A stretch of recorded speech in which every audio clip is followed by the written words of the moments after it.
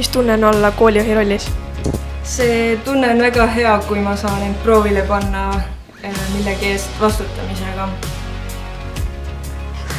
Kuidas on siiamaani koolipäev sujunud?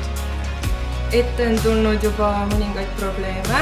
Üks õpilane kirjutas näiteks juba seletuskirja minu juures. Täidate täna ka muusikaõpetaja rolli. Kuidas seal asjad sujuvad?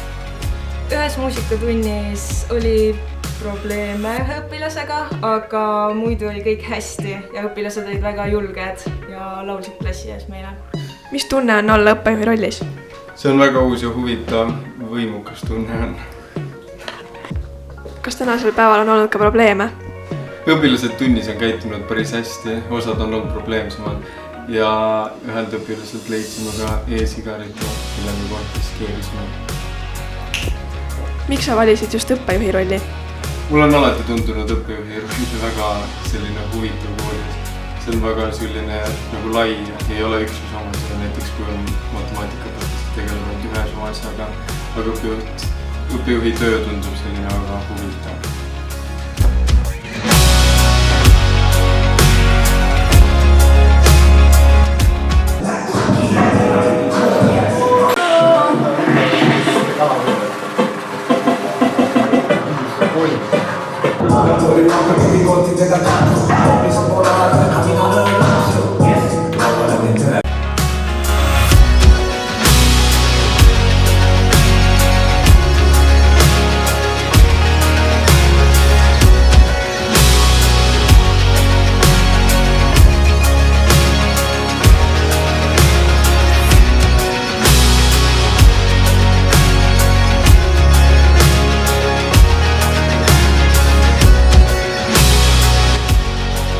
Näide on see, sai pihta ja läheb välja.